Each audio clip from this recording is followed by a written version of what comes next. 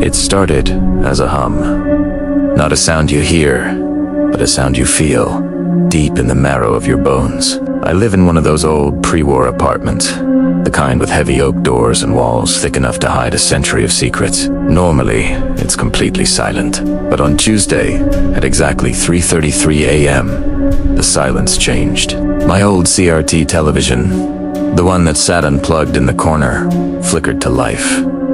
It didn't show a channel, Itzowed, the snow. That gray, pulsing static.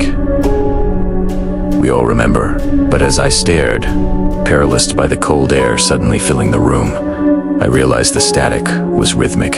It was shifting in patterns that looked like pores, like microscopic human skin, breathing behind the glass. I reached for the power cord. It was lying on the floor, coiled like a dead snake. The TV was running on something else. Something from the air itself.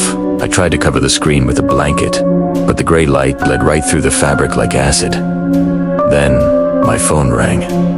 The caller ID showed my own name. My own number. I answered, my hand shaking so hard the phone rattled against my ear. There was no breathing on the other end, just that same low hum. Then, a voice that sounded like mine but played at half speed, distorted and wet whispered, "Don't look at the corners. The geometry is changing. It needs more space." I couldn't stop myself. Primera looked up. The corner of my ceiling, once a sharp 90-degree angle, was melting. It was becoming rounded, soft, and pulsating. The wallpaper didn't look like paper anymore. It looked like the inside of a throat. The room wasn't just a room anymore. It was becoming a stomach. By the third day, the static had infected everything. I went to the bathroom to splash cold water on my face. But when I looked up, my reflection didn't move. It just stayed there, leaning against the sink, staring at me with eyes that were nothing but gray.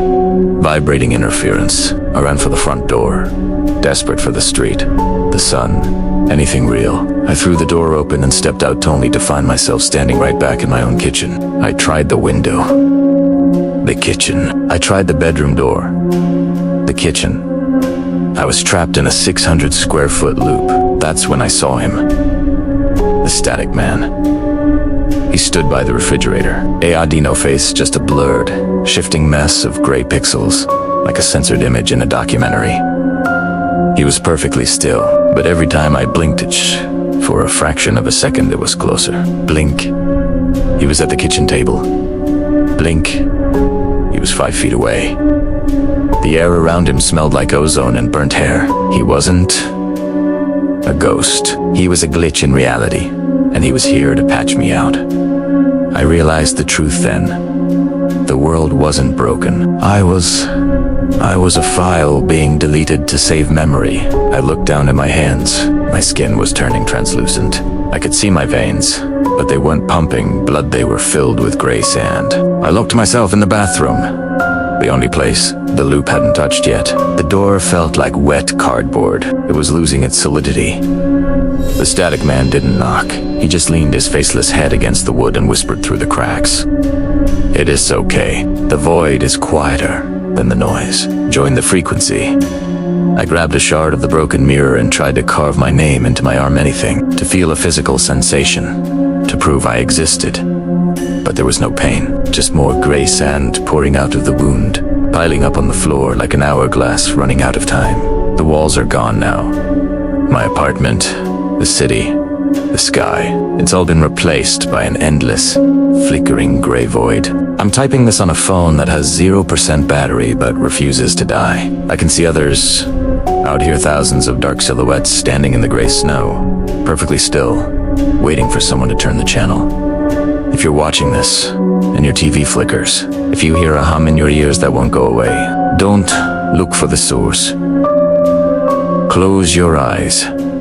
Don't acknowledge it. If you don't see the static can't find you, but I can hear your heart beating. I can see your screen flickering from here. Whatever you do, don't blink.